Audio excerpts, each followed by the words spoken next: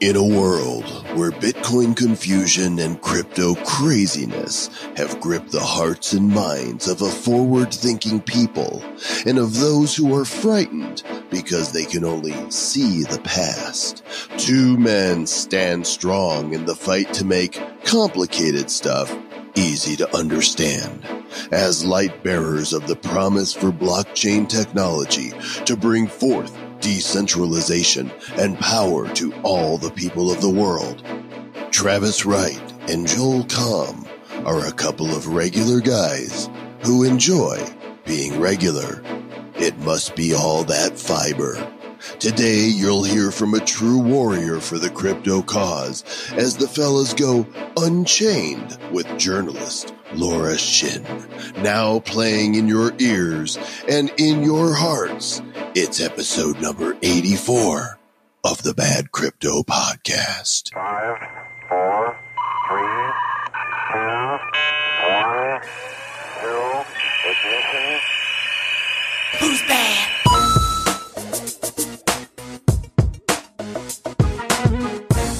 Travis, you do enjoy being regular, don't you? Yeah, it's off the chain. You didn't see that coming. You didn't see this teaser before I wrote it, so I caught you up. I did not see. Ha! You'll make me to laugh, Mr. Joel Comm.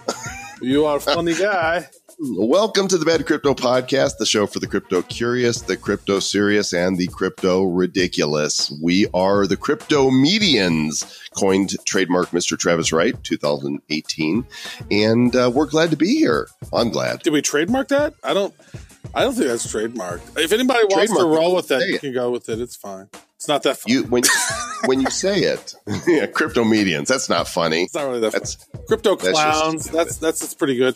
But I tell you what, we have an amazing guest on the show today. It's somebody who we've wanted to chat with for a while, and we've had a really good history so far of manifesting amazing people on our show, and today is a very special one. That's right. We've been doing call outs to Laura Shin, host of the very popular Unchained podcast. And Laura agreed to come on and join us for a conversation. We had a really great time, and she had some really great points. I think you guys are going to dig it. Mm-hmm. And I think if you only listen to Bad Crypto, and I think after you get a nice foundation of blockchain, move on up and listen to Off the Chain, because Laura, she has some amazing guests on there, way more technical in a lot of ways. Some episodes, they're talking about some things that are just like, whoa, like that's some next level things. We like to keep it down here. Laura Shin takes it up there. Yeah, wait, it's not off the chain, although we are off the chain with her. It's unchained. And she's also, you're going to learn in today's discussion, a new podcast that Laura has started. But first, we want to give shout outs to our show sponsor, the Zilla app. Hello, Abasa Phillips. Have you gotten a hold of the people at Apple yet to get this app approved already? We've been talking about it now for a few months, and there's nothing that anybody can do. Apple's kind of in control of when stuff releases, but if you go to zla.io/bad, you can learn more about this ICO marketplace app and how cool it is going to be when it does release. And it could have happened by now. I don't know. Well, it's one of those things. I think this is a great idea. Thinking from a marketing technology side of things, it's almost like in this day and age, you almost just need a really amazing web responsive website. And if you have that, you could pop it up on any app. So maybe they could look at building just a really amazing website and transitioning if Apple's going to be difficult. That's right. Don't be difficult, Apple. Why are you so difficult? Crapple. Well, things are crazy in the crypto world, but we have found just a little bit of stability. The markets have been hanging in there, no dramatic ups, no dramatic downs since the last big pullback. But our lives, Mr. Travis Wright, are totally off the hook and off the chain, because we're being asked to travel all over the place. We've been asked to MC an event. We've been asked to do Bad Crypto Live at now 3 events that are coming up, including one this next weekend, D10E. It's D10E.biz is putting on their event in the Bay Area in Palo Alto. And we're going to be on location on Friday to do Bad Crypto live from the stage. And we're also going to be interviewing a number of ICOs that are there, and some of them might appear on a future ICO spotlight. So if you are hearing this and you want to go to that event, d10e.biz is where you can find out how to get a ticket. Yeah, those poor folks in Silicon Valley, they do not know what they've gotten themselves into, folks. You and I going up on stage in Silicon Valley for the first time, Mr. Joel Comm. It's going to be great fun. And thanks to Mike Kostash of D10E for inviting us out. And you know what also is happening is our mailbox is really filling up with inquiries from ICOs that want to be on the ICO spotlight. We're booking several weeks out now for those. And we're also being asked to join a number of projects as advisors. And so Travis and I are entertaining proposals and white papers to see if there's a good fit where we can add value to ICOs as marketing advisors. So if you're connected to any of those and you want to reach out, send us an email to badcryptopodcast@gmail.com. And also, Joel, we haven't show up on Travis. We haven't told them about this. We have also been asked to be fashion models. And we have also... I'm going to be flying to the moon. Apparently, NASA's contacted us. They want to take us with a Lambo to the moon. It's going to be Elon Musk is going to do that for us. Only it's not going to be a Lambo. It's going to be a Tesla. We're going to have NASA do it. It's going to be a Prius. I'm going to take a Prius up there. Well, Mr. Travis Wright, as you are perfecting your blue steel or your Magnum for the fashion model aspect of what we'll be doing, let's go ahead and jump over to the mailbag. Bad Crypto Inbox. You've got mail. Right on. We got a message from Sunny Siani. Hey, bad boys. I'm a regular listener from Sydney, Australia. You know what? We got a lot of mates down there in Australia, Mr. Joel Comm. Yeah. We should go there sometime. Put another prawn on the barbie. Don't put a shrimp because you don't have shrimp, and don't talk like you're from London because it offends them. Because they don't talk like this some chum guy, right? All right, he didn't say that. All right, right now I'm listening to the podcast whilst vacationing with my wife in the Maldives. That is so fancy to be there. Hope this adds another to the growing tally of countries that the podcast has clocked up so far. If not, too bad. Love the show. Peace. And Ted writes us via our contact form with this question. How do cryptocurrencies have value? The US dollar is backed by gold. What are cryptocurrencies backed by, and how do they become fiat money? Well, Ted, first of all, we have to correct you right here. The U.S. dollar is no longer backed by gold. It is backed by the trust of the government only. Did you just empty your pirate chest? Yarg, mateys. The dollar not be backed by gold. The dollar not anymore. In me treasure chest. Was that under Nixon? Is that when it changed? I think it was 1971 when they had the Bretton Woods Act, and the dollar was no longer tied to gold. Apparently what happened, I just learned this. I didn't know this was the true story, but apparently France in the 70s came to the New York harbor in a big battleship, and they were like, we'd like to deposit our gold. And so they had all of the paper money, and they were like, okay, give us all the gold. And apparently they were like, whoa. We don't be needing anybody else to just be coming up with a big boat to pick up all their gold. So these countries, they had a bunch of debt, and they got a bunch of dollars, and they tried to turn them in, and so they did, and then they stopped it. And so, first of all, the U.S. dollar is not backed by gold, but cryptocurrencies are backed by two things that I can tell: the work that is involved in order to mine them, or the trust that we, the people, and that meaning all the people of the world who are involved in crypto, put behind the value, right? Even a piece of gold, it's just a mineral, right? I mean, we call it a precious metal, and it's, got a certain degree of rarity, and it's been used as a currency, but really there's not inherent value in any one thing unless we give it value. Yeah. And let me finish my thought on that. So it was August 15th, 1971. And Charles de Gaulle, the French president, he sent a warship to the New York harbor and with instructions to bring back its gold from the Federal Reserve Bank. So they loaded up all the gold, and shortly thereafter, the U.S. was no longer on the gold standard. And that's the rest of the story. Well, Sorry to interrupt you. Thanks, guys. Great. That was a cool story, you guys. Fun podcast. Well, how do the cryptocurrencies become fiat money? Do they like the mama dollar or mama Bitcoin and papa Bitcoin, go into the vault and do some private cryptocurrency things and make little baby fiats? Yeah, they're called Satoshis. No? So your cryptos become fiat money when you sell them to fiat. And so some exchanges allow you to do that. For example, Coinbase and GDAX, and there's others. But not all exchanges have sell to fiat. They will sell you Tether, which is pegged to the failing U.S. dollar. Yeah. But we have an episode on that. I was thinking about that earlier today, Mr. Joel Comm. Yeah. That whole Tether thing, it's like, it's almost like fiat, the fiat currency of cryptocurrency, because they just keep randomly printing more of them. And then if you look at who owns the most Tether, there's just like a few people who hold like a few $1 billion worth of Tether. It's a really bizarre thing. Hopefully we get to the bottom of that whole deal, right?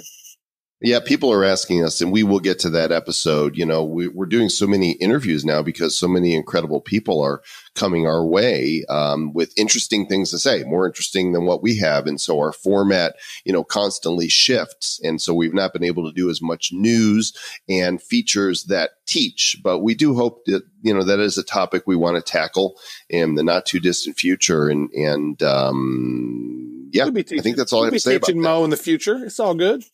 All right. Well, speaking of teaching, let's go to somebody who knows more than we do and has been at this longer than we have. It is our Unchained, Off the Chain, and Off the Hook interview with Laura Shin. Mr. Travis Wright, I'm so excited, and I just can't hide it. I'm about to lose control. You know why? Because I think you like it. Sounds like you like to do that. Because I like it. It's worked. We sometimes when we do shout outs on the show for people to come and make an appearance here and do an interview to grace us with their presence, the word gets out there. And, we've been trying with John McAfee to do that. And John has not yet been summoned. He might be difficult to summon because he's got some weird mojo. We keep asking him to come hither, but he does not. He goes yawn instead. But we've succeeded in having, Charlie Lee here with us and Brad Garlinghouse and so many others. But a few weeks ago, we were giving shout outs to Laura Shin, who is the host of the extremely popular Unchained podcast, one of the firstest and the bestest of blockchain podcasts in the world. And we asked Laura to come. And guess what happened? Is she here? Is she going to come on with us? Laura, are you here? I am. She's here. It's happening. Oh my gosh, you guys. For those of you that don't know, Laura is a journalist and she's an author. She's based out in the Bay Area, and she was one of the first journalists to really dig in and cover cryptocurrency, Bitcoin, Ethereum, ICOs, blockchain, as she has been a journalist for Forbes. Yes, the Forbes. And she's won all kinds of super duper awards. And her podcast is, I believe it is the top crypto podcast in the world. And we're so glad you're here with us, Laura. Thanks. I'm glad to be here too. Now, you mentioned beforehand that you're no longer with Forbes. Is that true? Yep. Last Friday was my last day. Or by the time this comes out, it'll be 2 Fridays ago. Did Steve come in and say, I don't get the crypto stuff, you need to go, or what? No. Let's just say that at a certain point, I realized from a financial perspective, it made more sense for me to do my podcast, which would be about a day of work a week, rather than do the full-time job for 5 days of work a week. So, I went with the incentives. As many. Very nice. Very nice. You did the math. And the economics said, "Hey, I should probably just do this podcast." That's good. We're of the same belief. And I want to say, you know what? It's definitely a pleasure to chat with you because you know what, in this space, I've been to a lot of these conferences now, and I mean, this space seems to be dominated by dudes. And so it's great that you're out there on the leading edge and you have one of the top crypto podcasts. And you know what? You are a brilliant tech woman. So we're really glad that you're out there as a beacon of light for others to help guide them. Thank you. Thank you. It's actually something I'm not super aware of all the time, but people do mention it. And what I mean by that is I feel like when I talk with my sources, I don't feel like there's any weird dynamic in the conversation because I'm a woman or anything like that. They treat me like an equal. They, tell me nice things about how they think I understand the technology or whatever. But I definitely do get a lot of comments from other women in the space, whether on Twitter or by email, who say that it means something to them. So I'm glad that it does. Well, let's be clear. You are not an equal. You are a superior. You're better than us. We're bad. Oh, right. All right. Well, I was going to ask you about that. Like, why did you pick the name Bad Crypto? We've been asked that a few times. Well, for one, when we started out doing the show, we really were like, we are not experts and we're not financial advisors. We don't really know this space well yet, but you know what? We love to ask questions and we like to talk to people who do know what's up. And so we decided that we weren't going to be the good crypto podcast right from the gates. And we're a little bad. And there's another podcast that Joel has listened to quite a bit called the Bad Christian Podcast. So whenever we made that hasty decision on July 16th to do a podcast, to do a show, we thought about it for about 10 minutes, what we were going to call ourselves. And we came up with the Bad Crypto Podcast. So, but do you worry? I mean, there are like everyday mom and pop people putting their money into this stuff. Do you worry that they'll get bad information from you guys and lose money? No, because we tell everybody right out of the gate that we're not financial advisors and we don't make recommendations. And we also tell people repeatedly to do their due diligence, to check their homework. I think the fact that we say we're the bad crypto, some people can get confused and think, does that mean that the crypto you talk about is bad or that you guys are bad? And, we're bad. Yeah. One thing I would say, Laura, is that we are all about teaching people critical thinking skills. We're not about handing them a platter of what to do. There's so many people out there that do a lot of the pumping and dumping of coins, and we don't do any of that. We talk about things that we find interesting. We ask questions about the things that we find interesting, and we're basically trying to be just a guiding light for people to help them do their own research, to help them understand, because the masses really don't understand crypto. And so that's kind of what we're doing, is trying to help the masses understand crypto. So that's what we're doing. And I just want to point out that this interview has already taken a turn because Laura's one answer. She already flipped it. She flipped. With the flipping has happened. Laura's doing the interview, and we're here for you, Laura. So what do you want to know? This is not the kind of flipping that most people are thinking about. But yeah, I'm sorry, I couldn't help myself. Tell us about your entry point into the crypto world. When did it happen? What got your attention and first pulled you in? And then, what kind of experience did you have as you started going down the rabbit hole? So the really funny thing about the way I got in is that I actually didn't really get in until 4 years after I first heard about Bitcoin. And looking back, the very first person who ever told me about Bitcoin told me about it in 2011. But the way that she explained it, she said something like, oh, you do math problems, and then if you do them right, you win Bitcoin. And I was fine with math in school, but it definitely was not my favorite subject. I remember just thinking to myself, that sounds like the least fun thing. Why would you ever want to do math problems on the computer just to win this, Bitcoin or whatever? And what she neglected to tell me was that, the computer is what does the math problems. But anyway, so after that, I did write kind of a handful of articles here and there, but never truly understood it. And then in late 2014, I was covering personal finance and I was incredibly bored because it's one of those topics where once you learn about it, there isn't really a lot more to learn. And so I was just bored out of my mind. And I wanted to write about something different, but the way that I was freelancing for Forbes, and I believe the way it was set up there, because I'd started on one track, I couldn't easily switch. But my editors recognized that I wanted a new challenge. And so they had this idea to do what was called the Forbes FinTech 50 list. And they said, oh, why don't you lead that with another reporter on staff? So she and I divvied up the list into subcategories, and I took the category of digital currency.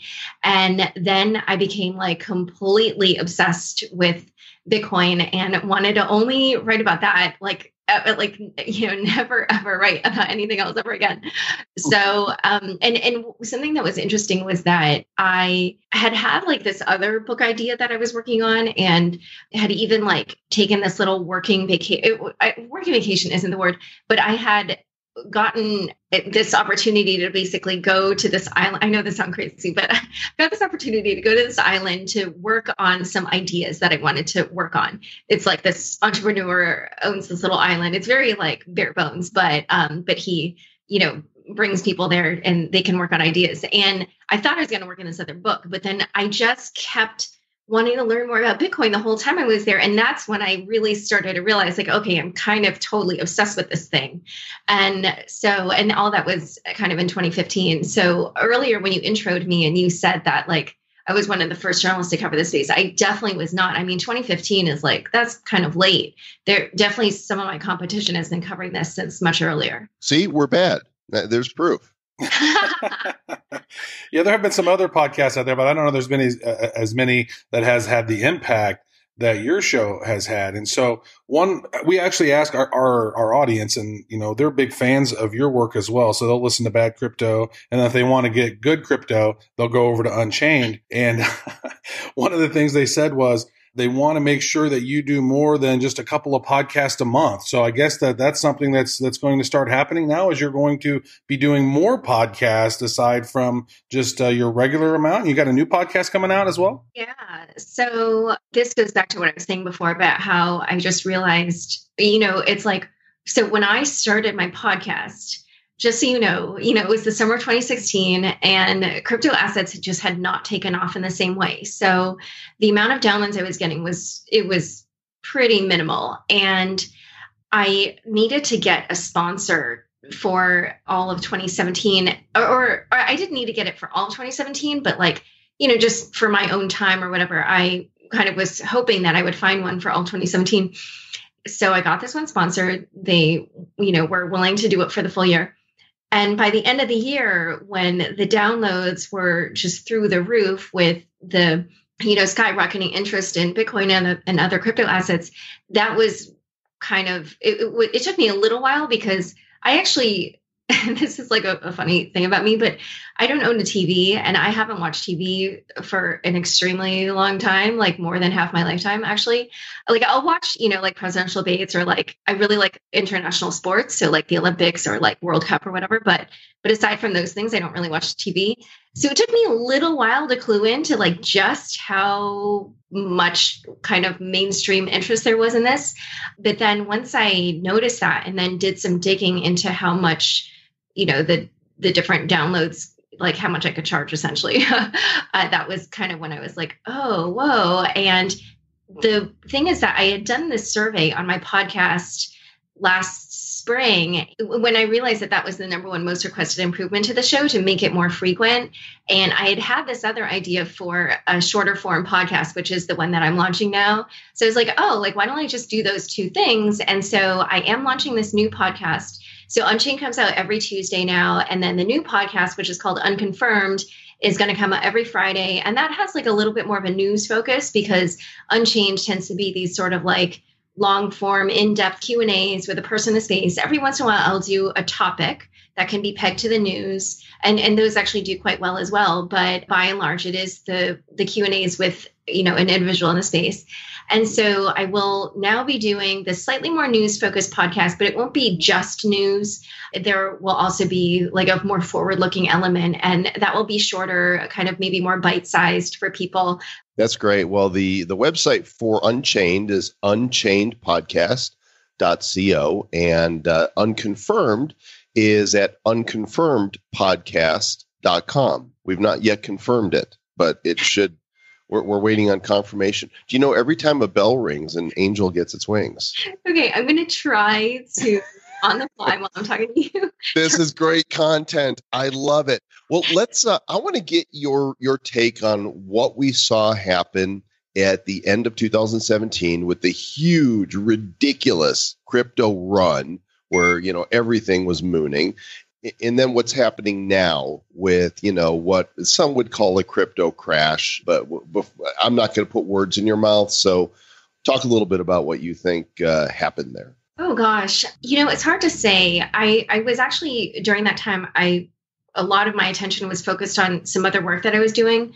But I think in broad strokes, it was probably, so what I would say is that, already by, I believe it was like early November, the price of Bitcoin was maybe at around like 6,000 or something like that. And, that was after having started the year at 1,000, right? So I think like that kind of price action got people's attention. But then the other thing is that you had this recognition from the traditional financial system that this was becoming an asset class. And so now there was this validation with the Bitcoin futures that were launching both on SIBO and I'm just blanking, what was the other one? On CME.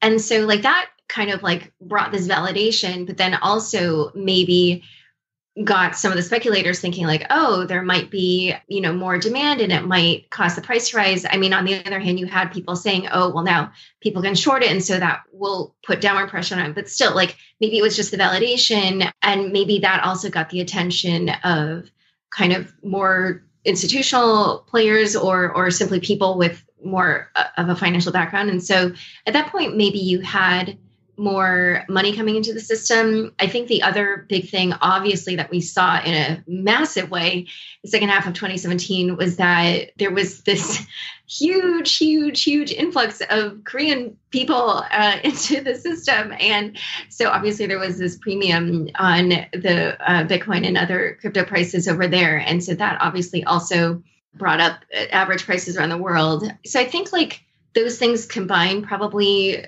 contributed to that. There might be other factors I'm just blanking on. I actually don't think about price action too much. Like I had to do some reporting in mid-January, like in person, because I don't pay attention to the prices that much. It was only when I was there that I suddenly realized that the crypto markets had been crashing. And I was like, oh, I should have like looked into that before I showed up here. But anyway, so I think then what happened in January is obviously there were a lot of regulatory things that happened with, a lot of signals, frankly, mixed signals from the Korean regulators that probably caused a lot of that price action. And then there was a theory floating around. I don't know if this is true or not, but someone said that the price in January always dips because like it has something to do with Chinese New Year or something where like people, it's sort of like our Christmas, like people need money for gifts or I don't know. Anyway, so then they were like, oh, the Chinese people are taking their money out of crypto right now. And that's why the price is going up. I have no idea if that is true at all or not. I did see some stuff about this on Twitter, like comparing previous Januaries and showing a dip. So who knows? It's not something I reported on. So I literally have no idea whether or not that's true. I could be spreading rumors. So take that with a grain of salt. The other thing is that then, of course, we had that Senate Banking Committee hearing, which, maybe got people spooked. And then afterward, obviously, the price has been rising a little bit. So that maybe gave people a little bit more confidence. But who knows? Clearly the regulators have made signals that they are paying attention to this space. As you saw, like they definitely, pretty much know what they're talking about. And I think we can give great credit to the groups that work with regulators, such as Coin Center, the Chamber of Digital Commerce. They definitely, I think you could tell they probably felt quite good about the work that they've been doing in the past several years because these people seem to really know what they were talking about. Yeah, you bring up an interesting question there. So, I mean, we've talked about this a lot in our own Mastermind group on Facebook about the congressional hearing, the Senate hearing on banking that happened last week. It was really fascinating I think it was actually maybe earlier this week, very fascinating to take a listen to their various perspectives. One of the things that I took from it was whenever Giancarlo, he had mentioned that his family, like his kids, his millennial kids, they don't care about the stock market at all, but they're enthralled with the crypto markets and they love to see how crypto is growing. And so I love and even a couple of the senators mentioned that they're seeing that in their own families. And so, it seems as if the financial powers over time might shift more towards crypto away from the stock market, at least with some of these younger generations. What were some of your takeaways from that Senate hearing, and what were some of the things that really interested you? Well, I mean, to your point about that, I mean, I think we've basically seen just how quickly interest in the space can take off. Obviously, 2017 was a massive year for crypto. You know, if you think about like the beginning of ICOs, you know, the first ICO was Mastercoin in like 2013, I believe, or something like that. And, you know, it wasn't until 2017, obviously, but once it happened in a massive way. And I think the reason it took off so rapidly is because, you know, these markets, like you can obtain capital from the whole entire world. And it's just like this level of capital coordination that we have not really seen before, that it really wasn't possible before.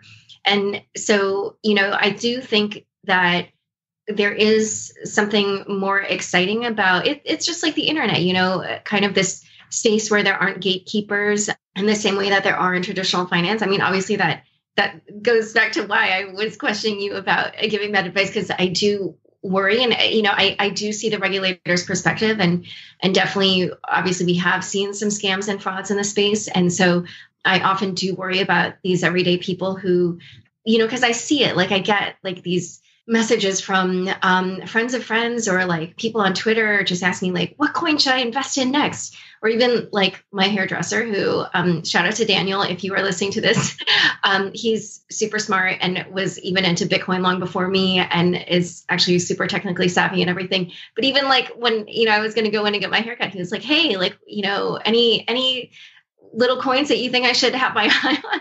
I was like, Daniel, you know, I don't give advice like that. But, you know, I do see that there is this kind of like get rich quick mentality a little bit that does frighten me and makes me worry that people might throw in money that they shouldn't be throwing in, and that they might lose it in a bad fashion. You know, as you said, like it is so important for people to do their own research and to really understand what they're getting into. You know, I just happened to note this on Twitter because someone was asking me something related, and I had to point out to them that so a long time ago, I'd written this article that was like 10 arguments in favor of investing in Bitcoin. And then I did, it was a series. So I did a complimentary article that was 10 reasons against investing in Bitcoin. But all these years later, when you look at the page views on the two articles, the one for arguments for investing in Bitcoin has 3.5 times more page views than the one against, because people they're only looking for confirmation. They're not looking for. They don't want bad news. They don't want to think about that negative stuff. They don't want to think about those consequences. Only feed me the sunshine. Yeah. So that's why I worry a little bit. I'm like, oh, you know, if you're putting money into this, but you're not thinking about how it might go south, like what if you put in an amount that, you know, you're not willing to lose, but then you lose it? Like that's dangerous. So, you know, so yeah, we've seen, I mean, like, I think there is so much interesting potential in the technology. And obviously we've seen this last year, just how quickly things can take off. But like I said, I do worry a little bit about the bubble aspects that we are seeing. It definitely concerns me. And obviously, you know, I don't know if you've seen those really sad social media posts about BitConnect, like, oh, I put, you know, $50,000 into BitConnect. Like, can someone help me? Stuff like that. And so, you know, every time BitConnect. It's not like they weren't warned, Laura. I mean, I feel bad for those people as well. I mean, I'm with you on that, but you know, the signs were all there. People were screaming from the rooftops, scam, scam, scam. And yet people it's like I said, people are putting money in without doing research and without looking critically at stuff. And that's why I feel like I definitely, obviously I'm a big proponent of this technology, and it fascinates me, and I'm frankly totally obsessed with it. But definitely 2017 was like a little bit sobering for me, because I was like, whoa, there's a lot of scammy stuff going on, and it just worries me. It just worries me. Yeah, and that's one of the main reasons why, we've taken the approach that we have is, if it looks too good to be true, then it probably is. And most people, as you just mentioned, they're looking for confirmation of their own bias, and they're looking for reasons to buy instead of actually looking through the whole system and looking at some of those potential roadblocks that could be bad. And so I guess that brings me to a question around maybe your approach.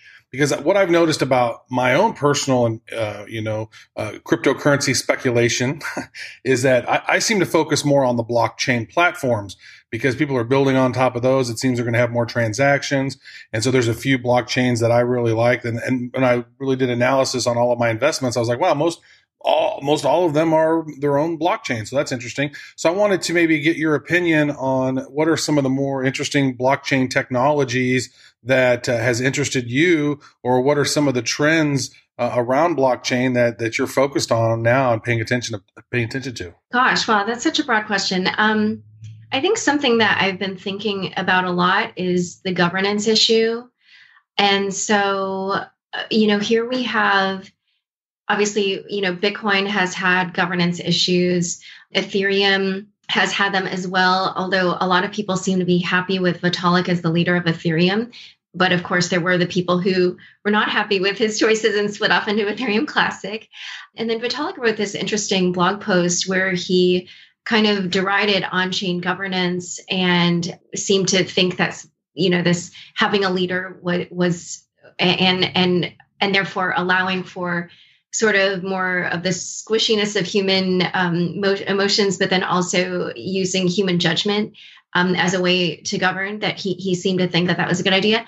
But we do have these platforms that are coming out where governance will be baked into the system, such as Tezos and Dfinity. And I know some of my sources really think that this is going to be the next wave and that it's going to be, it's going to enable like a way for, sorry, I'm going to need to backtrack. So like right now in Ethereum, you have these developers working on the core protocol, but they're not really kind of earning money from that, right? And then there are the people that are doing these ICOs and making all this money off the Ethereum platform in that sense, because the platform's enabling that. But the devs that are building that platform that enable then the ICO issuers to make all this money, they're not being rewarded from all the ICO activity. And so some people say like, oh, what you could do is you could have governance baked into the system in such a way where anyone who adds to the protocol can get a certain amount of coins, which, it might inflate the total supply, but then the benefit to the whole ecosystem will be such that people will be willing to have their shares diluted ever so slightly because the gain of, this technology being incorporated into the platform will be so great that the overall market cap should, easily absorb that cost. However, on the flip side, sometimes I think to myself, well, when you get like with Tezos, they have, this idea of doing this kind of sort of like a vote I think it's like every month or something. And so I just wonder like, oh, if you are presenting people with these choices constantly, and then maybe the sides get really entrenched in believing that their way is right. And if they're on the losing side, they might get upset. And then, so who knows, like that might happen often enough that you end up with like 10 Tezos forks or something. I don't know. So I don't know. These are things I think about like, oh, I have these sources who believe like this is the next big thing. But then I just wonder like, what are the downsides that they're not looking at? So that's kind of interesting to me. That's something I've been thinking about a lot. Travis, we need to get some sources. We don't have any sources. Laura's talking about all these sources. Like, I'm going to phone a friend and just call him a source. Yeah, where do we get these sources at? This sounds like it's pretty legit. Maybe you need to live in the Bay Area to get sources, or in New York. The crypto source outlet or something. So, as Travis mentioned, the citizens of the Republic of Bad Cryptopia, we like to bring them in and let them know who we're going to be interviewing. And there's a post in the Mastermind group that we have where we ask people, what would you like to ask Laura Shin? And we're going to go through a couple of these here. Grady wants to know, why would anybody trust the obviously fraudulent Tether without any semblance of proof of legitimacy? What do you got to say about Tether? Oh gosh, this is something I have not investigated closely, so I need to caveat my comments with that remark. So We need to get some caveats, Travis, to go with our sources. Sources and caveats noted, duly noted. What I will say is that I've seen some smart commentary saying that they don't believe this is going to be as big of a deal as some people make it out to be. However, I have seen other people say that, this is what's propping up these prices. And so when this all comes undone, this is going to be, very bad for the market. I have not done enough digging myself to know which of these is the case. However, obviously the fact that they are not willing to release these audits, and then the fact that, although I will say it's inconclusive what it means that they broke off the relationship with the auditor, but, I think there's probably more scenarios in which that's a bad sign. But yeah, I think for a space that prizes transparency, and for a space, that is built on, this open, transparent ledger and on, and is, these quote unquote public blockchains, I do think obviously people should be concerned about something where they're not willing to disclose certain things. And yeah, and so I personally don't know that many people who buy Tether. But maybe if that is something that is a big part of your strategy, you might want to rethink that. Nothing I say is financial advice, by the way. Like one other thing that I will say about my knowledge of the space is that, I listen to some of these other podcasts where they talk more about trading and stuff, and I learn so much just from listening to those, because the people I interview and just the way that I think about the space, I'm not into the whole trading thing. So I don't really know very much about how you buy exotic coins. I don't know very much about trading strategies or nothing like that. So, I feel like this person's question was kind of maybe in that direction, but that's not my expertise. But do you know how to acquire bad coin? Maybe you go on a sketchy exchange or something, like maybe DCE, or I don't know. She doesn't know, Travis. She doesn't know. Yeah, Laura, we actually have our own coin called Bad Coin. Oh, I did know that. Yeah, and you got to go to a sketchy exchange to get it. So it was not clear to me from when I've listened to the podcast previously. Is Bad Coin an actual coin, or is that a joke that you guys have? Yes. It's a both. It's an actual token. It's not a security. We've never sold. They're not for sale. We just gave them away to people. We gave away something like 1.5 billion, I think, of the 10 billion, and it has no utility. It is people are just hodling them, and maybe if people wanted to start buying and selling, it's on the BitShares exchange, which is where it was created. And you can go and see there are some, buys and sells of Bad Coin, which has no application whatsoever. How much does the Bad Coin cost? You mean for us to make it, or trading it? Oh, I think it was a couple $100. It's actually the actual symbol is Bad Coin. On BitShares, the shorter the symbol, the more it costs you to create your token. So 7-character Bad Coin just cost us about $200, and we minted 10 billion of them and issued, a billion to myself and a billion to Travis, and then just started showering our listeners with them. We did it for 6 months, and then we ended it.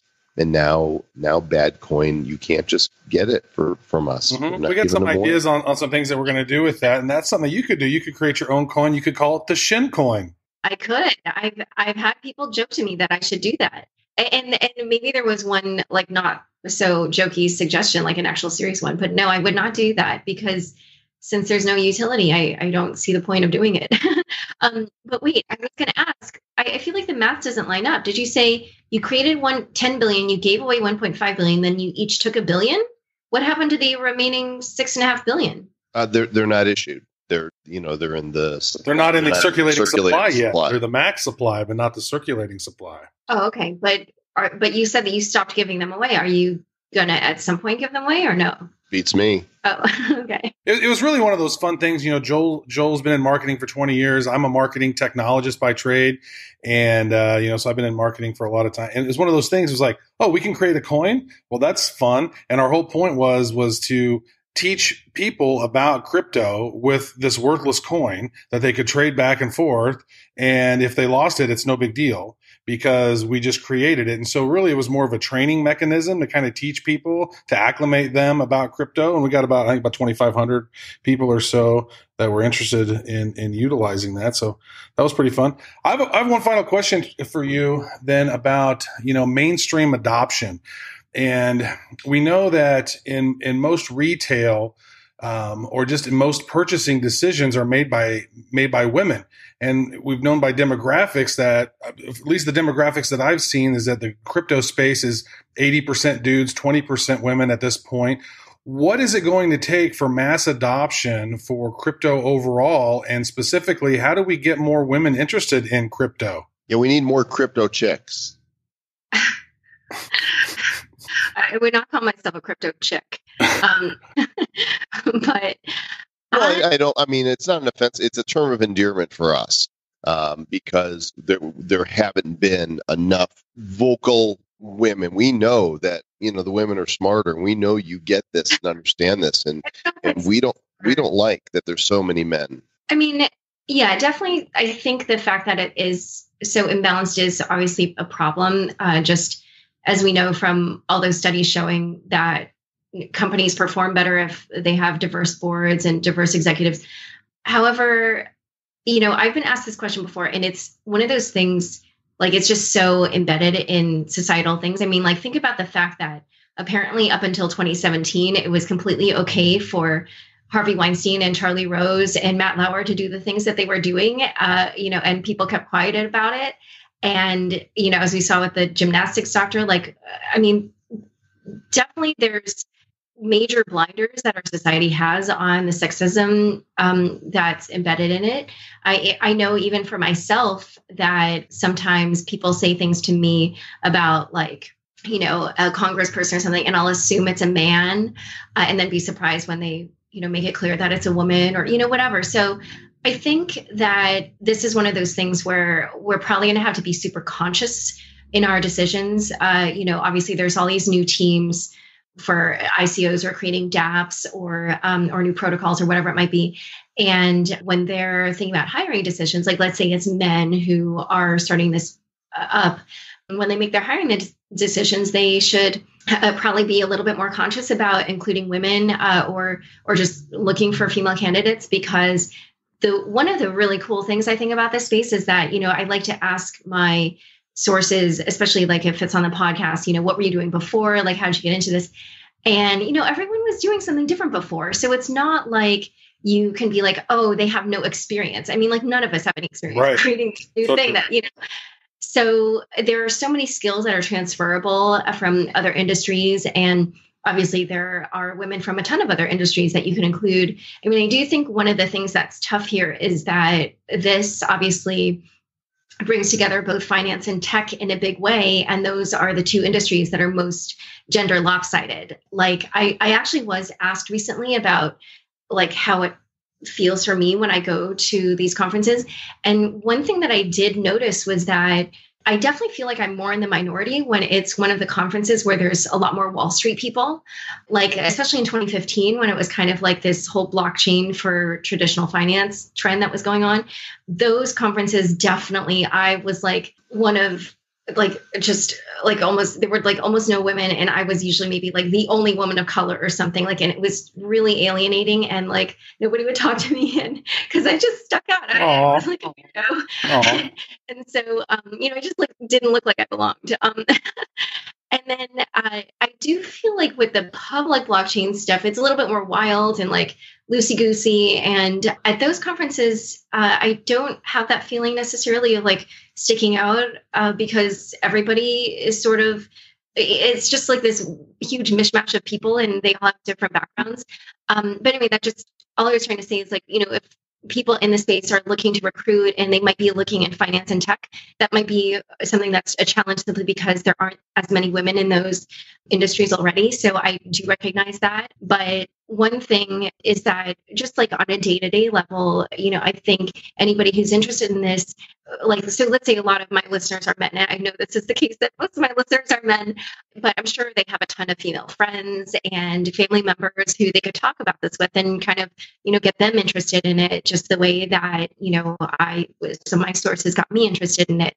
So I don't think that, what I will say is that I think in the US, it's especially kind of a big challenge simply because our financial system works pretty well already, right? But I don't know if you listened to the episode where I interviewed Roya Mabu, who is, she was Afghanistan's youngest female tech entrepreneur, and she's a serial entrepreneur. But she told this story, and actually, now that I think about it, she may not have told it in my podcast, but she told it at a conference where I was, and so I ended up including it in the show notes. But one of the businesses she started was this blogging platform, and the people who were blogging on it, many of them were women. And in Afghanistan, I think a lot of women don't have bank accounts. They're not prohibited, but it's just culturally not very common for them to own one. And so she, with her business, was having a hard time paying them because, they didn't have bank accounts. And then sometimes, even if they did have bank accounts, their family members would take the money from them because I guess also culturally there, it's not common for women to be earning money or, I actually don't know the exact reasons for that. But she ended up instead incorporating Bitcoin and taught the women how to manage their wallets and then paid them with Bitcoin. And one of the women on her platform was being abused by her husband. And so she saved up enough Bitcoin to divorce him. And, he didn't know how to manage a Bitcoin wallet. So that was like how she had. That's beautiful. Yeah. And so, so I do sometimes wonder, will we see more adoption amongst women in places where maybe they, this solves a real problem for them that they can't get solved with a traditional with whatever the traditional financial system is in their location, because obviously in the U.S., even though up until the 70s, women were not allowed to have credit cards unless they had permission from their husband or whatever it was. Despite that, obviously now we have a lot more financial freedom, and so probably a lot of women don't really maybe feel the necessity of checking out this technology. Maybe they're busy doing other things. So sometimes I do wonder, maybe is that how we're going to see more women get into this? Maybe not in this geography, but a different one. But I would say for my listeners, for your audience, if you are someone who's working in the space, or even if you're just somebody who's interested in it, just be a little bit more conscious about sharing it with women, or if you're in the position to hire, to think about hiring, because, not only will it be better for your business to have a more diverse team, but also I think crypto will be able to realize the potential in the technology even better if there are more women involved in leadership roles. Isn't that the beauty of crypto, how it's leveling the playing field, right? Between genders, between cultures, in allowing those who don't have a lot to play as well, and invest in some of these companies that some of them are going to revolutionize industries and really disrupt the world. So here's a question for you. Bitcoin Cash or Bcash? One of our members wants to know. Oh, for the name? Yeah. I go with Bitcoin Cash because it's the official name, and because a lot of Bitcoin proponents use Bcash as a pejorative name, I think, or just because obviously that's not the official name, right? And they just want to separate it more from Bitcoin. So I view the term Bcash as a political term. So just as that's what we do. Very pejorative. You're so unbiased. That should be your next podcast. The trilogy: Unchained, Unconfirmed, and Unbiased. I don't know if I'm unbiased, because definitely the one thing that I know is one of my blinders is I believe in the technology so much that I worry that I'm not as open to seeing ways in which it might crash or might not fulfill its potential. So it's just something that I think about for myself, as I'm covering this space, and I worry about stories that I might miss or things that I might not see, simply because I know that I am kind of maybe too much a believer in the technology. So I always try to temper tempered that in myself. Well, the fact that you're not, looking at it from a monetary perspective of tracking prices tells me you're probably a lot more clear on it than most people, because that's where, you're likely to really find your bias, because you want it to go up, or you're tracking if it's going down. You're looking for the right entry point and the right sell points. And I mean, there's people that this is what they do. They day trade crypto. And I'm a hodler. I don't like to trade. Travis makes more trades than I do, but I'm kind of with you on the. Actually, I think we're all on the same page that we're in this for blockchain. That we see this as revolutionary technology that's going to disrupt, so many verticals. It's going to make people's heads spin around, and we believe in it for the long haul. Yeah, there are some podcasts that I listen to where, like I mentioned before, people are trading more or talking about trading. And just when I listen to them, I just think, oh my God, what a headache. And you may not even come out ahead. So like, why bother?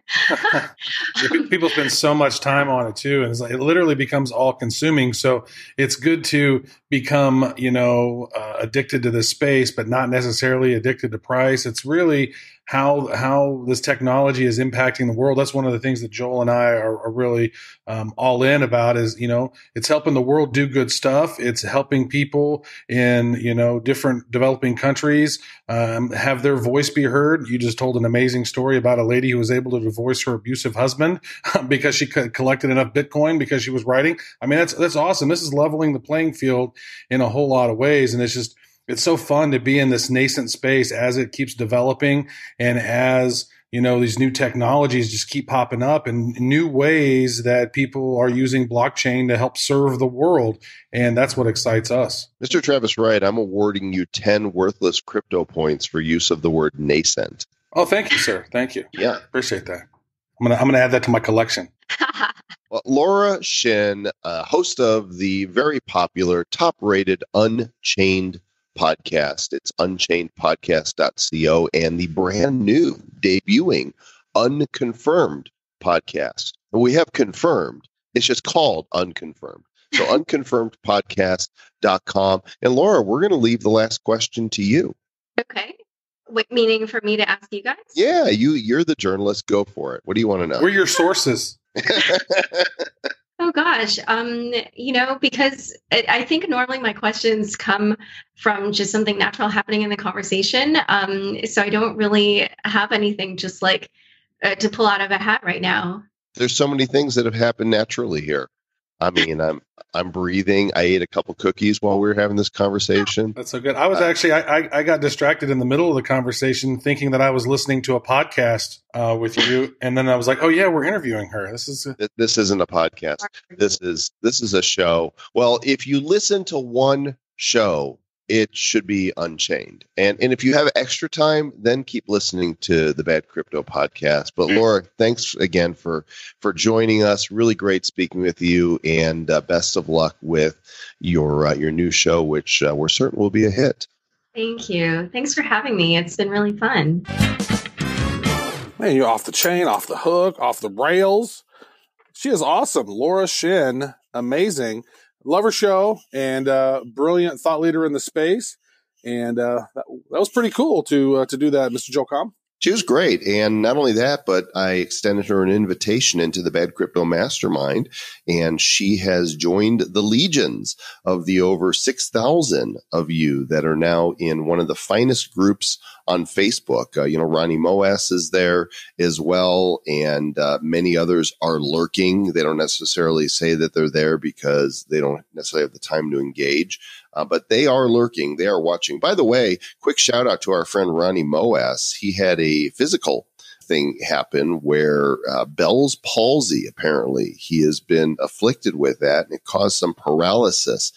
He was hospitalized, and they initially thought it might have been like a mini stroke, but it's Bell's palsy, and the prognosis is that the parts that are paralyzed should rebound, and he should get back to normal again.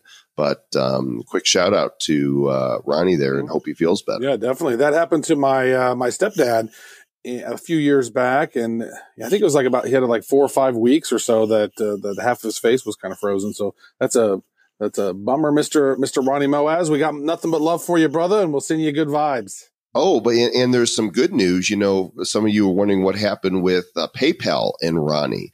And like the day after that he threatened legal action, they just kind of randomly unfroze his funds. So I think that, you know, PayPal realized that they had messed up there. And I think he's got all, if not most of his monies now. Mm-hmm. And now PayPal's messing with me. Yeah.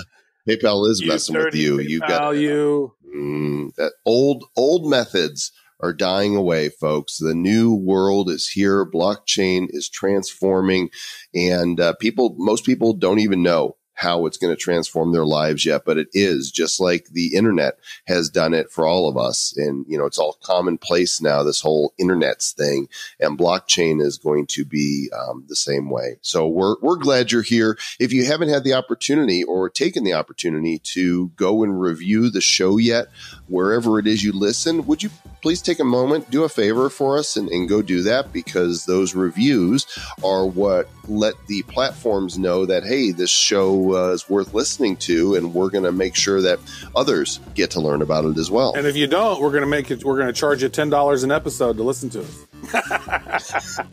And we put out 4 shows a week, so just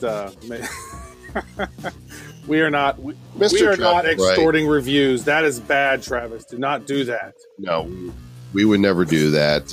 You, Mr. Travis Wright, are exemplifying what it means to stay bad. Who's bad? The Bad Crypto Podcast is a production of Bad Crypto LLC. The content of the show, the videos, and the website is provided for educational, informational, and entertainment purposes only. It's not intended to be and does not constitute financial, investment, or trading advice of any kind. You shouldn't make any decisions as to finances, investing, trading, or anything else based on this information without undertaking independent due diligence and consultation with a professional financial advisor. Please understand that the trading of Bitcoins and alternative cryptocurrencies have potential risks involved. Anyone wishing to invest in any of the currencies or tokens mentioned on this podcast should first seek their own independent professional financial advisor. Travis Wright and Joel Comm are a couple of regular guys who like being regular.